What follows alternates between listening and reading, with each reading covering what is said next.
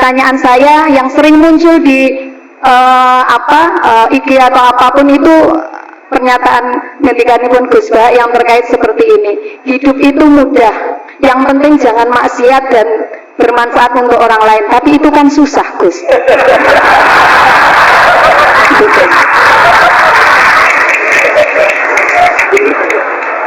Itu kalau saya ngajar dasar logika ini jelas kontradiksi, Gus.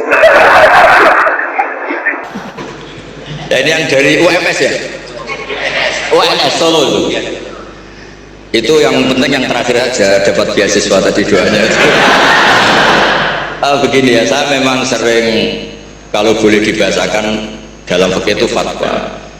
Gak penting toat banget, sepenting tidak maksiat. Itu tuh mudah, penting tidak maksiat. Sesuatu itu bisa sangat akademik, sangat keilmuan. Misalnya kita bilang racun itu membunuh. Itu yang mengatakan itu sudah memenuhi kewajibannya mengingatkan kalau racun itu membunuh. Ketika ada orang tetap minum racun itu bukan kesalahan yang mengingatkan, kesalahan yang tetap minum racun. Dan kenapa menjadi mudah? Karena untuk memenuhi kebutuhan haus itu nggak perlu racun, sehingga mudah.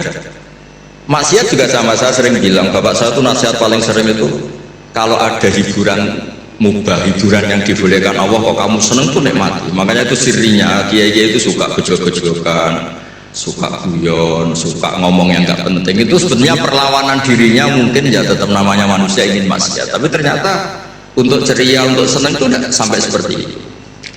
Pernah ada kiai itu nggak pernah tahajud, nggak pernah witir, tapi kalau tiap malam tuh guyon. Suatu saat ada yang tanya, kenapa engkau kiai sering guyon?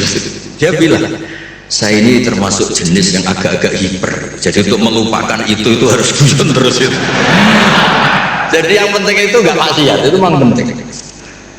Nah nanti kalau makom itu dinaikkan lagi, wakurrotu aini fi sholat, memang hiburannya itu sholat. Makanya Nabi itu, Aisyah itu cantik, Sayyidah Aisyah itu cantik, dan kalau tidur itu sengaja ditelentang di depan Nabi. Perlu dicatat, Aisyah itu perawan dan cantik, itu Nabi tetap sholat. Kenangannya Sayyidah Aisyah, kalau sujud kaki saya tak tekuk, tapi kalau beliau berdiri tak solderkan lagi, tetap saja sholat. Malah beliau pamit, dari ini ata'abbadu li rabbi, saya pamit ya maklumi, saya ini baru asik dengan Allah. Ini pasti hadirin nggak terima semua, wah itu nggak bisa, Gus, berat itu. Kalau menurut saya Anda lebih bisa, karena istri kamu pasti nggak mau. Dia nggak mau. Itu pernah ada hadis, ini betul, ini hadis sahih. Suatu saat Nabi itu sudah sholat di majelis, sudah mau takbir, ingat belum mandi junub. Ini kan kulil haqqo ya.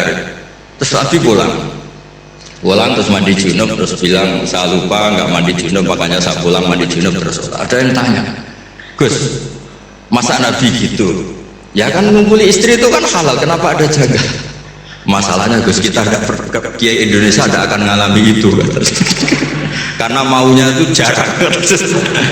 Artinya gini, guyonan-guyonan to'at, guyonan-guyonan mubah itu bikin setan itu putus asa. Makanya resepnya Allah itu qul bi fadlillah wa bi rahmati fa bidzalika falyafrah. Coba ini majelis yang hadir buahnya. Padahal di sini nggak ada orang buka aurat, nggak ada yang jorok-jorok. Karena sebenarnya kita ini baik, kita ini menang. Saya yakin setan hari ini mungkin stroke, mungkin baru periksa, mungkin baru di ICU itu. Karena ya tadi, kok bisa kebaikan? Jadi Anda kalau ingin melihat di Quran itu ada ayat inna kaida syaitani kana dha'ifa. Setan itu sebenarnya lemah. Kalau setan sukses berarti gak ada orang ngaji, gak ada orang sujud, gak ada orang bersedekah, gak ada orang puasa. Ternyata tambah hari tambah banyak. Bahkan lembaga keislaman itu diuniversitaskan jadi Universitas Islam Indonesia itu. Yang dikomplain katanya mahal tadi itu terus rektornya nggak terima, yang lain harus terima kan, nggak punya kepentingan menjawab, yang punya kepentingan kan rektor. Jadi nggak terima kalau solehnya nggak diungkapkan tadi berapa yang beasiswa.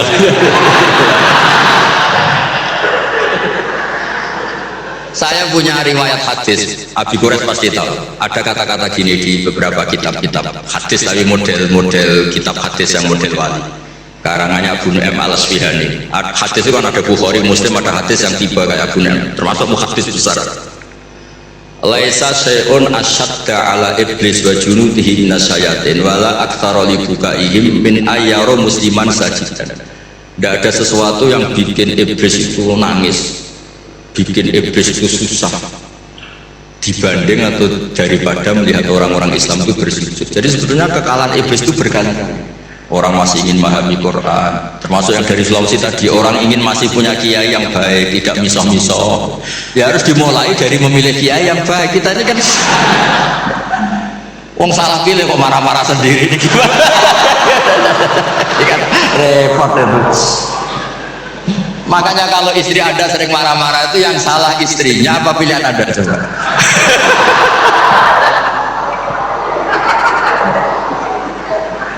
Gimana itu jawabnya?